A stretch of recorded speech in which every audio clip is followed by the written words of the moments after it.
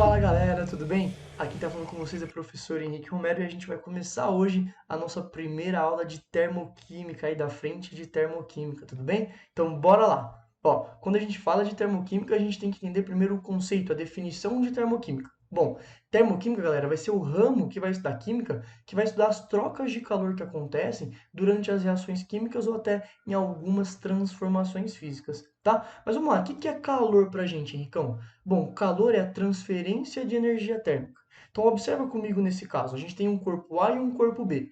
Temperatura maior do corpo A do que do corpo B. Ocorre a troca de calor, o corpo A começa a mandar calor para o corpo B até que a gente atinja aí um equilíbrio térmico. Fique esperto, hein? Não existe frio, né? Na verdade, existe ausência de calor, tá? Então, não tem transferência de frio, e sim ausência ou transferência de calor. Por exemplo, nesse caso, a gente pode falar que como a temperatura do corpo A era maior que a temperatura do corpo B, quando a gente chegou nesse equilíbrio térmico, a gente pode dizer que a temperatura do A diminuiu um pouquinho e a do B aumenta um pouquinho até que elas ficaram em equilíbrio, tá? Mas vamos entender primeiro o que é aí essa quantidade de energia que a gente fala de calor. Vamos lá? Isso aqui é um calorímetro que eu coloquei na tela para vocês. O que é um calorímetro? Imagina um isopor, tudo bem? Um quadradinho de isopor, onde você reveste ele por dentro com alumínio ou cobre para que não tenha transferência do calor externo com o calor interno.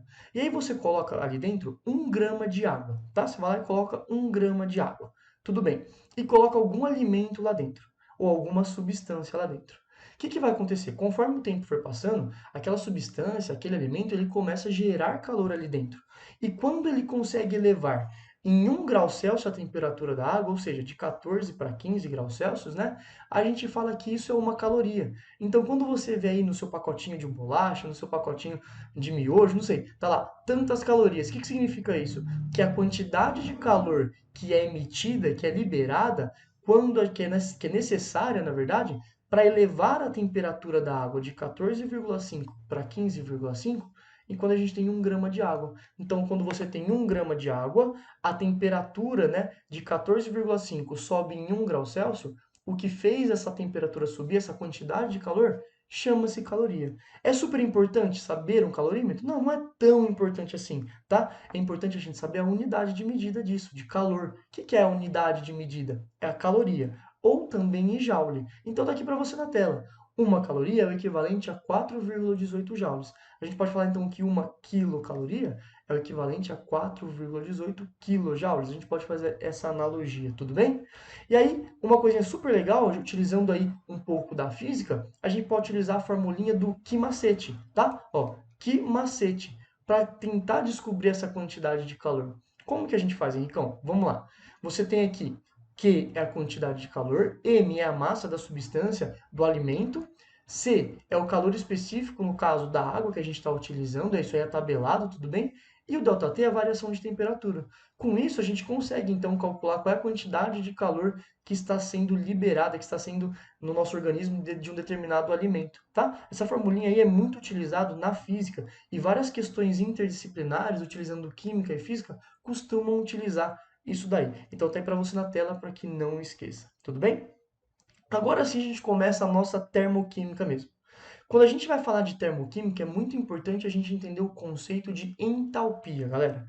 Galera, entalpia nada mais é do que o conteúdo de energia de um sistema, a quantidade de energia de um sistema a uma pressãozinha constante. Qual é o problema? A gente não consegue calcular essa energia. Eu não consigo olhar e falar assim, ó, tem tanto de energia aqui nesse recipiente. Isso eu não consigo. O que a gente consegue calcular é a variação de energia. Isso eu consigo. A quantidade específica que eu tenho daquele recipiente, por exemplo, eu não consigo, né? Mas eu consigo essa variação. O que é essa variação? É o tanto de energia que eu tinha no final, menos o tanto que eu tinha no início. Ou seja, um ΔF menos um ΔI. Qualquer variação, né? Final menos inicial, tudo bem? Só que pensa comigo, vamos supor aqui uma reaçãozinha. A mais B formando AB. A reação mais clássica que a gente tem na química. A mais B formando AB.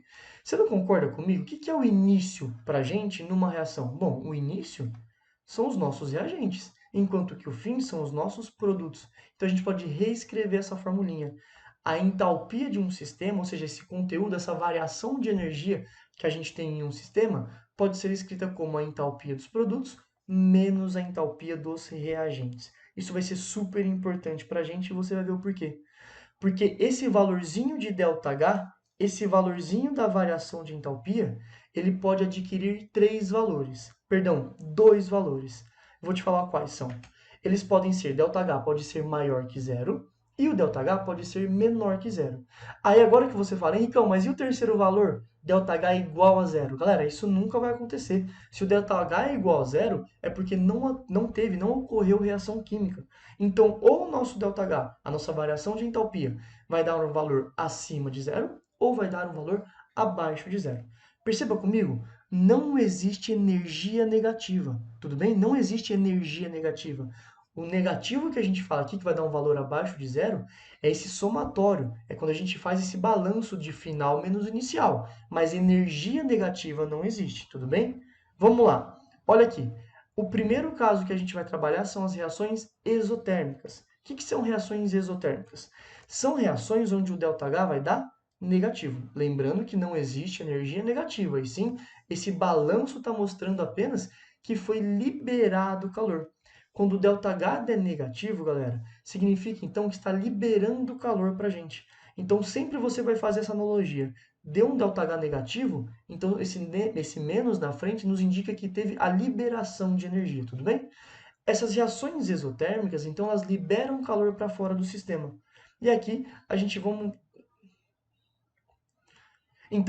tentar analisar isso. Ó, se o ΔH é negativo, a gente pode falar então, nesse caso, que quem vai ser maior? Vamos lá.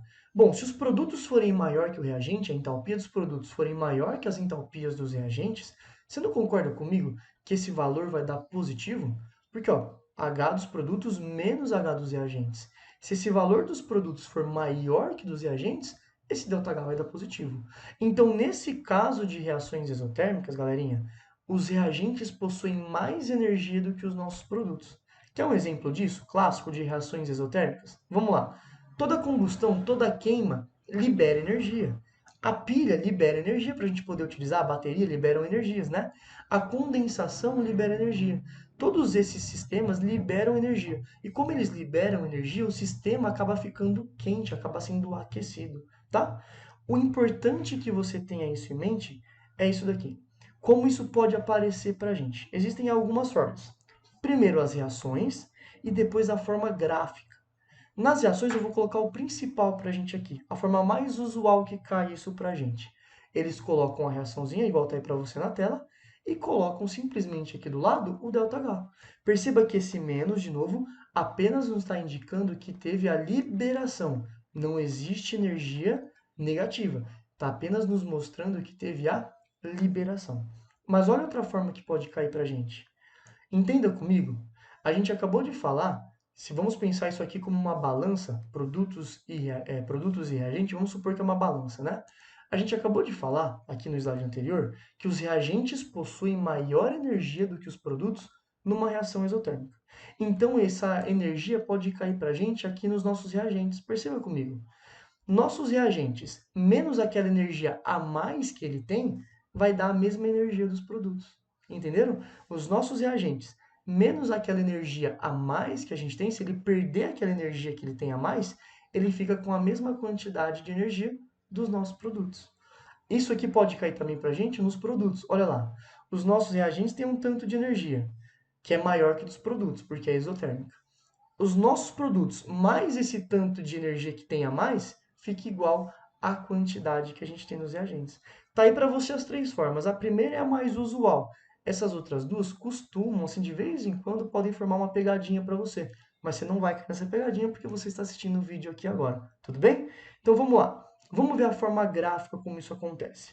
Bom, aqui a gente está falando de entalpia. E aqui são a nossa reação, a gente vai ver o que acontece. Observa comigo, galerinha. A gente não falou que a entalpia dos reagentes é maior que a dos produtos?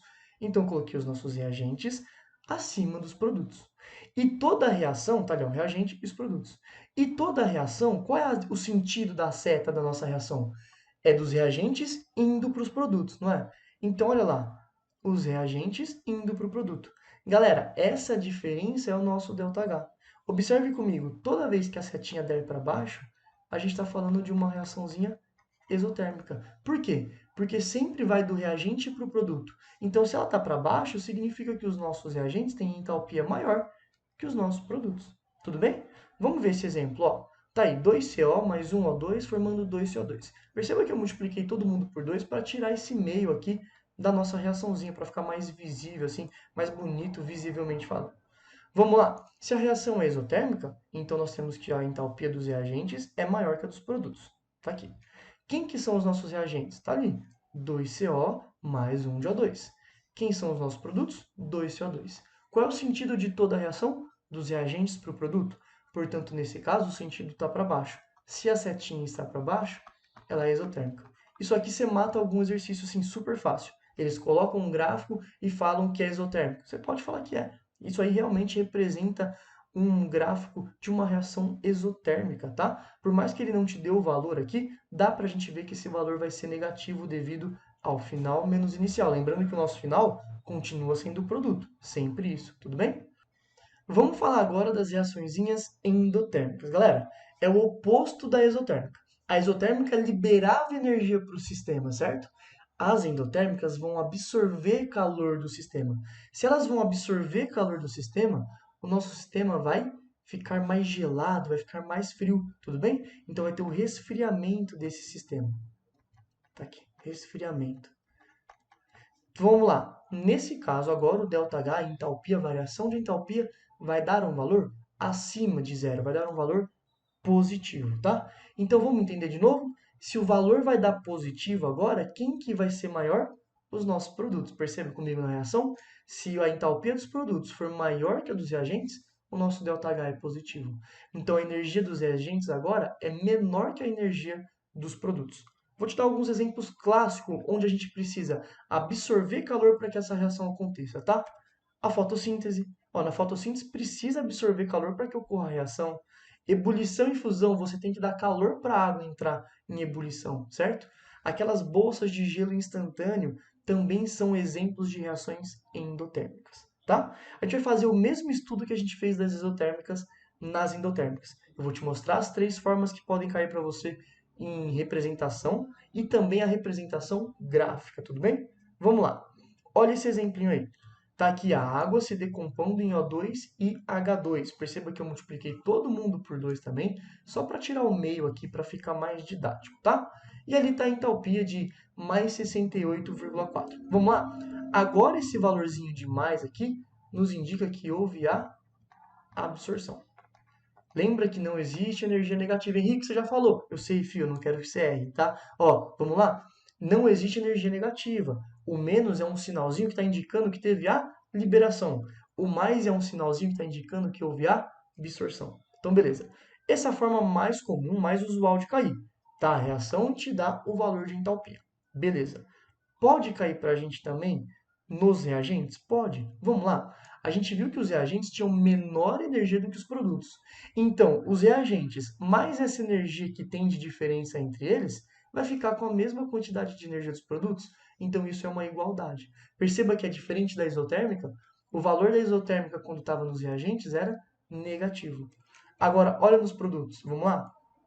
Os nossos produtos, se eles perderem esse tanto a mais de energia que eles têm, eles ficam com a mesma quantidade de energia dos reagentes. Então, nesse caso, é totalmente o oposto da isotérmica, né? Vamos lá? Na isotérmica, nos reagentes era negativo, aqui é positivo.